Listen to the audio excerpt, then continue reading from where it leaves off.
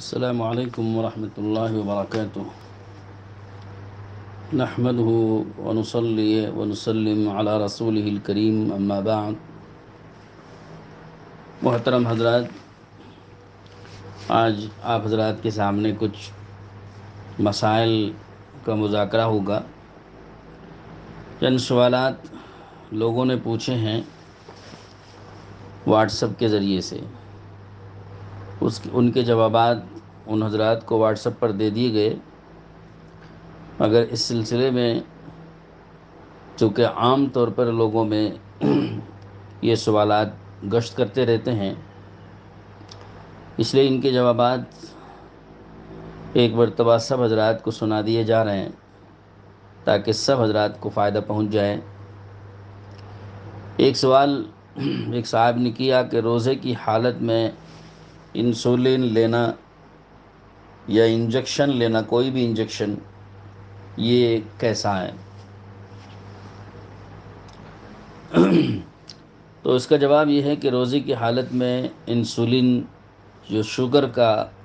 ایک انجیکشن ہوتا ہے اس کو لینا درست ہے، روزہ اس سے نہیں ٹوٹتا۔ اسی طرح انجیکشن جو عام طور پہ بخار کا یا کسی بیماری کے علاج سے متعلق جو لیا جاتا ہے ہاتھ پر یا آدمی کے سرین پر، تو اس انجیکشن کے لینے سے بھی روزہ نہیں ٹوٹتا ہے، چونکہ یہ دوا رگوں میں جاتی ہے اور معدے میں براہ راست نہیں پہنچتی،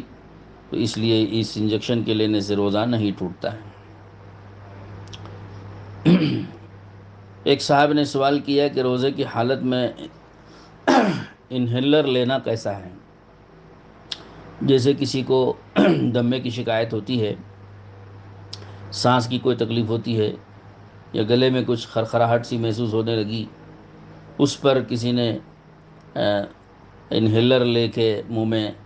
دوا دبا دی، تو اس سے روزہ ٹوٹے گا کہ نہیں ٹوٹے گا؟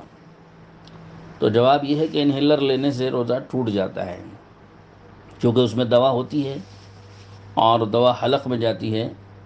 تو اس لیے انہیلر لینا درست نہیں ہے، اس سے روزہ ٹوٹ جاتا ہے۔ آکسیجن میں اگر دوا نہ ڈالی جائے اور محض اس میں ہوا اور ایئر پہنچایا جائے، آکسیجن پہنچائی جائے، تو اس سے روزہ نہیں ٹوٹتا ہے۔ ہاں، اگر اس میں دوا ڈالیں، دوا ڈال کر اگر لیا جاتا ہے تو اس سے روزہ ٹوٹ جاتا ہے۔ اسی طرح سے ایک سوال ایک صاحب نے یہ بھی کیا کہ ماں کو زکوٰۃ دی گئی، یعنی ماں نے اپنی کمزوری کی وجہ سے زکوٰۃ وصول کیا، اور جو اولاد ہے وہ صاحب نصاب ہیں، الگ گھروں میں رہتے ہیں، صاحب نصاب ہیں، لیکن ماں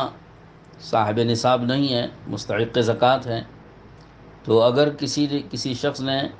اس عورت کو، یعنی اس ماں کو زکوٰۃ کا مال دیا اور زکوٰۃ کا مال ماں نے وصول کیا، اب اگر اولاد جو صاحب نصاب ہے وہ ماں کے گھر ملنے کے لیے جاتی ہے، تو ماں اپنے پاس اپنی حیثیت کے مطابق جو کچھ موجود ہوتا ہے اس میں سے ان کا اکرام کرتی ہے اور کھلاتی پلاتی ہے۔ تو سوال یہ ہے کہ ماں کے پاس جو کچھ مال ہے وہ انہوں نے زکوٰۃ وصول کر کے جمع کیا ہے، یعنی ان کے پاس زکوٰۃ کا مال ہے، اب اس مال سے ایسے اپنی اولاد کو کھلا رہی ہیں جو اولاد صاحب نصاب ہے، تو کیا صاحب نصاب اولاد اس مال سے کھا سکتی ہے؟ یہ سوال تھا۔ تو اس کا جواب ہم نے دیا کہ دراصل جس وقت میں ماں کو زکوٰۃ دے دی جاتی ہے تو ماں نے زکوٰۃ وصول کر لیا، زکوٰۃ دینے والے کی زکوٰۃ ادا ہو گئی اور ماں اس مال کی مالک بن گئی، تو اب وہ مالک بننے کے بعد وہ جو بھی تصرف کرے گی وہ جائز ہوگا، اور وہ اس کا اپنا مال ہے، زکوٰۃ ادا ہو گئی، زکوٰۃ کی حیثیت اور زکوٰۃ کا حکم وہاں پر ختم ہو گیا۔ اب وہ مال جو ماں کے پاس موجود ہے اس کی حیثیت بدل گئی، ملکیت بدلتی ہے تو حیثیت بدل جاتی ہے۔ ماں کے پاس پہنچنے تک وہ زکوٰۃ کا مال تھا، جب وہ ماں کے پاس پہنچ گیا اور وہ مستحق تھی تو پہنچنے کے بعد اس کی حیثیت اور اس کا حکم بدل جاتا ہے، اور وہ زکوٰۃ کا مال نہیں کہلاتا بلکہ وہ ماں کی ملکیت کہلائے گی۔ تو لہذا جو صاحب نصاب اولاد بھی اگر وہاں جاتی ہے اور ماں کے اس مال سے وہ کھا لیتی ہے تو اس سے کوئی فرق نہیں پڑے گا اور کوئی حرج اس میں نہیں ہے، اور یہ نہیں کہا جائے گا کہ زکوٰۃ کا مال صاحب نصاب اولاد نے کھایا، یہ نہیں کہا جائے گا، اس لیے کہ زکوٰۃ کا اب حکم نہیں رہا، زکوٰۃ کی حیثیت ختم ہو گئی۔ اب وہ مال ماں کا ہے اور ماں نے اپنے مال میں سے اپنی اولاد کو کھلایا ہے، کسی بھی امیر کو، غریب کو، کسی کو بھی ہدیہ دے، کسی کو بھی کھلائے پلائے، وہ اس کے لیے جائز ہے، اور وہ پاک مال ہے، اس مال کی حیثیت اور حکم ملک بدلنے سے بدل جاتی ہے۔ ایک صاحب نے یہ سوال کیا کہ نابالغ لڑکے کی پیچھے نماز پڑھنا، تراویح کی نماز درست ہے کہ نہیں ہے؟ تو اس کا جواب یہ ہے کہ ہمارے ہاں احناف میں نابالغ لڑکے کے پیچھے بالغ لوگوں کی نماز نہیں ہوتی ہے، چاہے وہ نماز تراویح ہو، کوئی بھی نفل ہو یا کہ فرض ہو، کوئی بھی نماز ہو، سب کا حکم ایک ہے کہ نابالغ کے پیچھے بالغ لوگوں کی نماز نہیں ہوتی ہے، مردوں کی ہو یا عورتیں ہوں سب برابر ہیں اس میں۔ لہذا کوئی نابالغ لڑکا جس کی عمر یا تو 15 سال ہو چکی ہو یا بلوغ کی علامتیں ظاہر ہو کر وہ بالغ ہو چکا ہو، تو بالغ ہو چکا ہو یا 15 سال ہوئی ہو، بالغ نہیں ہوا اگر 15 سال سے پہلے تو 15 سال عمر مکمل ہونا چاہیے چاند کے حساب سے، یعنی قمری تاریخوں کے حساب سے 15 سال مکمل ہونا چاہیے۔ لہذا اگر وہ 15 سال اس کے مکمل ہو چکے ہیں تب تو اس کے پیچھے نماز درست ہو جائے گی، اور اگر 15 سال مکمل نہیں ہوئے یا بالغ نہیں ہوا، بلوغ کی کوئی علامت ظاہر نہیں ہوئی، تو ان دونوں صورتوں میں اس کے پیچھے نماز بالغ لوگوں کی نہیں ہوگی احناف کے ہاں۔ البتہ شوافع کے ہاں اس کا حکم الگ ہے، اگر صبی ممیز ہے، یعنی لڑکا اگر ممیز ہے، یعنی تمیز ہے، اس کے اندر پہچان ہے، فرق سمجھتا ہے، اور سن تمیز کو پہنچ چکا ہے، حلال حرام کی، جائز ناجائز کی اور صحیح غلط کی تمیز وہ کر سکتا ہے، اور صحیح طریقے سے نماز پڑھانے پر وہ قادر ہے، نماز پڑھا سکتا ہے، تو ایسے صبی ممیز کے پیچھے شافعی حضرات اگر اقتدا کر لیتے ہیں تو ان کی نماز درست ہو جائے گی، اور خود اس امامت کرانے والے لڑکے کی نماز پر کوئی اثر نہیں پڑے گا، اس کی نماز بھی ہو جائے گی۔ تو لہٰذا البتہ یہ بات ہے کہ صرف شافعی حضرات کی امامت کے لیے بالقصد اس کو جانا نہیں چاہیے، لیکن اگر اس نے نماز پڑھا دی تو شافعی حضرات کی بھی نماز ہو جائے گی، خود اس لڑکے کی بھی نماز ہو جائے گی۔ ایک سوال بڑا اہم ہے، روزے کی حالت میں دل کے مریض یعنی ہارٹ پیشنٹس وہ اپنی زبان کے نیچے ایک گولی رکھتے ہیں، تو ڈاکٹرز ان کو ایک گولی زبان کے نیچے رکھتے ہیں، تو وہ گولی زبان کے نیچے گھل جاتی ہے اور دل کے مریض لوگوں کو اس سے جلد فائدہ پہنچ جاتا ہے۔ تو اس طرح وہ نگلتے نہیں ہیں گولی کو، بلکہ گولی صرف زبان کے نیچے رکھ لی جاتی ہے اور زبان کے نیچے وہ گولی گھل جاتی ہے۔ تو اس طرح روزے کی حالت میں اگر کوئی دل کا مریض زبان کے نیچے گولی رکھ لے تو اس سے روزے کا حکم کیا ہے، روزہ اس سے ٹوٹتا ہے یا نہیں ٹوٹتا ہے؟ یہ ایک اہم سوال ہے۔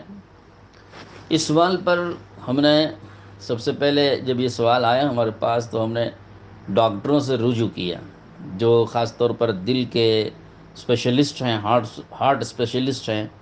ان سے ہم نے رجوع کر کے ان سے تفصیلات پوچھی، تو ان کے ذریعے سے جو تفصیلات معلوم ہوئی میں پہلے وہ آپ کے سامنے عرض کروں، پھر اس کا حکم شرعی حکم بتلاؤں گا۔ تو وہ ڈاکٹر صاحب نے یہ بتلایا کہ گولی جب زبان کے نیچے رکھی جاتی ہے تو وہ جو گولی گھل جاتی ہے، زبان میں تحلیل ہو جاتی ہے، اور زبان کے اندر جو رگیں ہوتی ہیں خون کی، وہ سیدھے لیور تک اور معدے تک جاتی ہیں، تو وہ رگیں اس گولی کی اندر جو دوا ہے اس دوا کو جذب کر لیتی ہیں، چوس لیتی ہیں، اور اس چوس کر جذب کر کے اس دوا کو اس کے لیور تک اور معدے تک پہنچا دیتی ہیں، اور اس سے دل کے مریض کو فوراً شفا ہوتی ہے اور جلد صحت یابی ہوتی ہے۔ جب ہمیں کسی مریض کو جلدی اثر پہنچانا مقصود ہوتا ہے تو ہم ایسا کرتے ہیں، ورنہ گولی جب حلق سے نگلیں گے تو پیٹ میں جانے کے بعد وہ گولی کھلے گی اور ہضم ہوگی، اس کے بعد وہ وہاں پیٹ سے تجاوز کر کے بدن کے دوسرے مقامات اور حصوں پر اور لیور وغیرہ تک پہنچنے میں تھوڑا دیر لگتی ہے، اور ہم کو اس کو جلد اس کا اثر پہنچانا مقصود ہوتا ہے، تو ہم ایسا کرتے ہیں کہ زبان کے نیچے وہ ایک گولی آتی ہے، وہ اس کو رکھ دیتے ہیں ہم۔ اور یہ بھی بتایا انہوں نے کہ ایسا ہر پیشنٹ کے ساتھ نہیں ہوتا ہے، بلکہ 1000 پیشنٹوں میں کوئی 1-2 ایسے پیشنٹ ہوتے ہیں جن کو ایسا کرنا پڑتا ہے، ورنہ عام طور پر دوسری دوائیاں اس کی آلٹرنیٹیو موجود ہیں، اور اس سے ہم علاج کرتے ہیں۔ اور ایسا بھی ضروری نہیں ہے کہ اسی گولی سے کام کیا جائے، بلکہ اس کا آلٹرنیٹ سسٹم دوسرا بھی موجود ہے۔ دوسری بات یہ بھی بتائی انہوں نے کہ گولی گھلتی ہے تو اس کی جو دوا ہے اس کی زبان کی رگیں اس کو جذب کر لیتی ہیں، لیکن وہ جو گولی کا دوسرا مادہ ہوتا ہے، جو پاؤڈر وغیرہ ہوتا ہے، وہ گھل کر اس کے تھوک میں پھیل جاتا ہے اور تھوک میں تحلیل ہو جاتا ہے، تبدیل ہو جاتا ہے۔ بلکہ یہ بھی انہوں نے بتایا کہ اس گولی کی وجہ سے تھوک زیادہ بنتا ہے منہ میں، اور وہ پوری دوا اور اس گولی کے اجزاء اس پورے تھوک میں ملے ہوئے ہوتے ہیں، تو کبھی وہ تھوک نگل بھی لیتا ہے، کبھی تھوک بھی سکتا ہے۔ تو یہ انہوں نے تفصیل بتائی۔ اور صرف گولی ہی کا مسئلہ نہیں ہے، زبان کی یہ رگیں کسی بھی چیز کو جذب کرتی ہیں، کوئی نمک رکھے اس کو بھی جذب کریں گی، اور دوسری کوئی اشیاء رکھیں گا تو اس کو بھی جذب کریں گی، تو جذب کرنے کی طاقت اور کی صفت ان رگوں میں پائی جاتی ہے۔ تو اب سوال یہ ہے کہ اس طرح سے گولی رکھنے سے روزہ ٹوٹے گا کہ نہیں ٹوٹے گا؟ تو اس کا جواب ہم نے اور چند علماء سے اور بھی مفتیان کرام سے اس سلسلے میں رابطہ کیا، اور دیگر دارالفتاؤں کے فتاوی بھی دیکھے، تو مجموعی طور پر جو چیز ہمارے سامنے آئی وہ یہ ہے کہ اگر وہ شخص زبان کے نیچے گولی رکھنے کے بعد جب وہ گولی گھل جاتی ہے اور زبان میں تھوک بڑی مقدار میں جمع ہو جاتا ہے، اور اس گولی کے اجزاء اور اس کا پاؤڈر اس تھوک میں ملا ہوا ہوتا ہے، اگر اس نے اس تھوک کو نگل لیا یا کچھ بھی مقدار میں تھوک اس کے حلق میں چلا گیا، تو اس سے یقینی طور پر روزہ ٹوٹ جائے گا، بالاتفاق اس میں کسی کا اختلاف نہیں ہے۔ سبھی حضرات کہتے ہیں کہ حلق میں جب وہ تھوک اس نے نگل لیا یا اس کے کچھ بھی اجزاء تھوک کے حلق کے اندر چلے گئے، تو اس سے یقینی طور پر روزہ ٹوٹ جائے گا۔ رہی یہ بات کہ اگر اس نے تھوک کو نگلا نہیں بلکہ تھوک اس نے منہ میں جمع کر کے تھوک دیا، ظاہر ہے کہ یہ تھوکنا تو اتنی جلدی تو نہیں ہوگا، تاخیر سے ہی ہوگا، کیونکہ اس کو گولی کا اثر ابھی زبان کی رگوں کے ذریعے معدے تک پہنچنا ہے، تو اس کو کچھ دیر تو انتظار تو کرنا پڑے گا، تو فوراً تو وہ نہیں تھوک سکے گا، چونکہ اس میں گولی ہوتی ہے اور گولی کے اثرات بھی ہوتے ہیں۔ تو اس لیے قوی امکان یہ ہے کہ اگر اس نے تھوڑا تاخیر سے بھی تھوک کو منہ سے باہر تھوک دیا، تب بھی قوی امکان اس بات کا ہے کہ عادتاً اتنی دیر تک تھوک منہ میں رہنے کے بعد اس کے کچھ نہ کچھ اجزاء حلق میں ضرور چلے جاتے ہیں۔ یہ عادتاً بتا رہا ہوں میں، اگر اس کے خلاف کسی کے ساتھ ہوتا ہے، یعنی مطلب کوئی آدمی حلق کو اتنا دبائے ہوئے ہے کہ ایک اس کا کوئی رمق بھی، کوئی جز بھی، کوئی اس کا قطرہ بھی حلق میں جانے نہیں دیتا ہے اور اس کا اہتمام کرتا ہے اور تھوک دیتا ہے مکمل تھوک پورے طور پر، تو یہ الگ بات ہے، ایک جزوی چیز ہے۔ عام طور پر عادتاً جو بات ہے وہ یہی ہے کہ اتنی دیر تھوک منہ میں رکھنے کے گولی منہ میں رکھنے کے بعد اور اتنی بڑی مقدار میں تھوک منہ میں جمع ہونے کے بعد اس کے کچھ نہ کچھ اجزاء حلق میں چلے جاتے ہیں، یا عادتاً ایسی ہی بات ہے، تو ہم جو عام عادت ہے مدار اسی پر رکھیں گے۔ چونکہ ایسا ہو سکتا ہے اور ایسا امکان ہے، اس وجہ سے اس طرح گولی کا منہ میں رکھنا مکروہ تو ضرور ہے، لیکن اگر یہ خدشہ بھی ہے یا اس کو معلوم بھی ہے کہ اس کے کچھ اجزاء حلق میں چلے گئے ہیں، تب تو روزہ ٹوٹنا یقینی بات ہے۔ تو یہ تو ہوا اس کے اجزاء کا حلق کے راستے سے گزرنے کا خدشہ یا امکان یا واقعتاً ایسا ہونا، اس کے حکم ہم نے سامنے واضح کر دیا۔ دوسری بات یہ رہی کہ اگر تھوک پوری طرح سے باہر تھوک دیتا ہے اور صرف رگوں کے راستے سے دوا معدے میں پہنچتی ہے، تو اس پر کیا حکم لگتا ہے؟ تو اس سلسلے میں ہم نے غور کیا تو یہ ڈاکٹروں کے ذریعے معلوم ہوا کہ وہ دوا معدے میں ضرور جاتی ہے، رگوں کے راستے سے معدے میں پہنچتی ہے۔ تو اس پر میری اپنی رائے یہی ہے کہ جب رگوں کے راستے سے دوا معدے میں پہنچ رہی ہے تو معدے میں براہ راست پہنچنے سے دوا کے پہنچنے سے روزہ ٹوٹ جانا چاہیے۔ لیکن اس سلسلے میں دوسرے علماء اور مفتیان کرام کی رائے الگ ہے۔ وہ حضرات کا یہ کہنا ہے کہ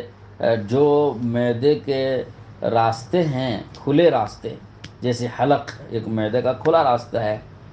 اسی طرح سے یہ آدمی کے جو نیچے بول و براز نکلنے کی جو جگہیں ہیں، یہ دونوں راستے بھی معدے تک براہ راست پہنچنے کے راستے ہیں۔ ناک کا راستہ بھی سیدھے معدے تک پہنچنے والا راستہ ہے حلق کے توسط سے۔ تو ان معدے تک پہنچنے والے براہ راست راستوں سے جو غذا جاتی ہے اس سے روزہ ٹوٹتا ہے دوسرے حضرات علماء کے نزدیک۔ مگر ہماری اپنی معلومات کے اعتبار سے معدے میں، دماغ میں یا معدے میں، جوف دماغ ہو جوف بطن ہو، اس میں اگر کوئی چیز براہ راست پہنچتی ہے، جیسے کوئی آدمی پیٹ پر انجیکشن لیتا ہے تو ظاہر ہے کہ وہ پیٹ پر انجیکشن لیا اور معدے میں سیدھے انجیکشن دیا جا رہا ہے، تو ظاہر ہے کہ یہ ان راستوں سے تو دوا معدے میں نہیں گئی ہے، لیکن روزہ تو ٹوٹتا ہے اس کی وجہ سے۔ تو بالکل اسی طریقے سے ہم یہ کہتے ہیں کہ زبان کے نیچے کی جو رگیں ہیں، ان رگوں کے راستے سے جب معدے میں دوا پہنچ رہی ہے تو پھر اس سے روزہ یقینی طور پر ٹوٹنا چاہیے۔ تو میں تو اس کو روزہ ٹوٹنے کا ہی سبب سمجھتا ہوں اور مفسد صوم سمجھتا ہوں۔ اور ڈاکٹر صاحب جو مسلمان اور دیندار ہیں، ان کے تحقیق کے اعتبار سے بھی یہ روزہ توڑنے والی چیز ہے، تو چنانچہ وہ اپنے پیشنٹس کو مشورہ روزے کی حالت میں اس گولی کے رکھنے کا نہیں دیتے، بلکہ اگر وہ اس گولی کے رکھنے کی ضرورت اگر پڑتی ہے تو پیشنٹس کو یہی کہتے ہیں کہ اس سے روزہ ٹوٹ جاتا ہے۔ ان کا ڈاکٹر کا اپنا تجزیہ بھی یہی، اندازہ بھی یہی ہے کہ اس سے روزہ ٹوٹ جائے گا، چونکہ یہ معدے میں دوا پہنچتی ہے۔ اور ہم نے دیگر دارالفتاؤں سے اس سلسلے میں رجوع کیا اور ان کے فتاویٰ دیکھے تو بنوری ٹون کے اور کراچی کے فتاویٰ میں بھی یہی بات ہمیں نظر آئی کہ یہ روزہ توڑنے والی چیز ہے، اس سے گولی رکھنے سے روزہ ٹوٹ جاتا ہے۔ اب ٹوٹنے کی اسباب کیا ہیں؟ ایک تو یہ کہ رگوں کے توسط سے معدے میں دوا پہنچتی ہے، دوسرا یہ کہ کافی دیر تک منہ میں گولی دبائے رکھنے کی وجہ سے تھوک بنتا ہے، اور وہ تھوک کے اجزاء حلق میں پہنچنے کے قوی اندیشہ اور قوی امکان موجود ہے، عادتاً ضرور کچھ نہ کچھ اجزاء پہنچتے ہیں، تو اس سے بچنا عادتاً ممکن نہیں ہے، کیونکہ آدمی اتنی دیر تک اس کا تحمل نہیں کرتا ہے، خاص طور پر جب دل کا بھی مریض ہو، آدمی بیمار بھی ہو، اور پھر لیٹے ہوئے ہونے کی حالت میں اس سے تو بچنا تقریباً ناممکن صحیح ہے کہ کوئی جز تھوک کا حلق میں نہ جائے۔ لیٹے ہوئے ہونے کی حالت میں اگر یہ گولی لیتے ہیں تب تو بہت ناممکن ہے کہ گولی کے اثرات حلق کے اندر جانے سے کوئی آدمی بچ سکے۔ تو ان مجموعی طور پر جو مجموعی احوال سامنے آتے ہیں، ان مجموعی حالات کو دیکھتے ہوئے اس گولی کے رکھنے سے روزہ ٹوٹنے کا حکم ہی لگانا احوط ہے۔ جو جزوی طور پر کوئی آدمی بیٹھ کر یہ گولی لے رہا ہے اور پورے اہتمام سے اپنے آپ کو اس طور پر بچا رہا ہے کہ ایک جز بھی حلق میں اس گولی کے کا پہنچنے نہیں دیتا ہے، اس کے تھوک کا پہنچنے نہیں دیتا، تو یہ امکانات بہت کم ہیں۔ تو جو واقعات کم وقوع ہوتے ہیں اس پر دار و مدار مسئلے کا نہیں رکھا جاتا، بلکہ جو عادتاً اور عام طور پر جو حالات اس کی وجہ سے جو امکانات وجود میں آتے ہیں اور واقع ہوتے ہیں اس کے اوپر مسئلے کا دار و مدار رکھا جاتا ہے، تو لہذا عمومی طور پر اس سے روزہ ٹوٹ جاتا ہے۔ تو یہ چند اہم اور ضروری مسئلے تھے جو آپ کے سامنے عرض کرنے تھے۔ میں سمجھتا ہوں ہمارے سامعین حضرات نے مسئلے کو بھی سمجھ لیا اور دیگر مسائل کے سلسلے میں بھی ان کو اس کی اطلاع مل گئی کہ اور معلومات مل گئیں کہ کن کن چیزوں سے روزہ ٹوٹ جاتا ہے۔ شوگر کے مریض ہوں یا دل کے مریض ہوں، اپنی دوائیاں لیتے ہوئے اس کا خیال ضرور رکھیں کہ کوئی دوا ان کو روزہ توڑنے والی نہ دی جا رہی ہو اور کسی دوا سے ان کا روزہ خراب نہ ہو رہا ہو، کیونکہ ایک آدمی روزہ رکھ رہا ہے بڑی مشقت سے اور بڑی قربانی سے، تو اس کو اس بات کا بھی تو دھیان رکھنا چاہیے کہ میرا روزہ باقی رہے، ورنہ ساری دن بھر کی مشقت بیکار ہو گئی کہ چھوٹی سی بے احتیاطی کی بدولت۔ تو یہ کتنا اجر عظیم کو ضائع کرنا اور کھونا ہوگا کہ مشقت روزہ رکھنے کی بھی اٹھائے اور روزہ بھی خراب ہو جائے اور پھر اس کے آگے پھر قضا بھی لازم ہو جائے، تو کتنا بڑا نقصان ہوتا ہے۔ تو اس لیے مریضوں کو چاہیے کہ ایسی دوائیاں استعمال کرنے سے اپنے احتیاط رکھیں کہ جن سے روزہ ٹوٹنے کا امکان ہو یا واقعتاً روزہ ٹوٹ جاتا ہو۔ اللہ تعالیٰ سب کو عمل کی توفیق نصیب فرمائے۔ وآخر دعوانا ان الحمد للہ رب العالمین۔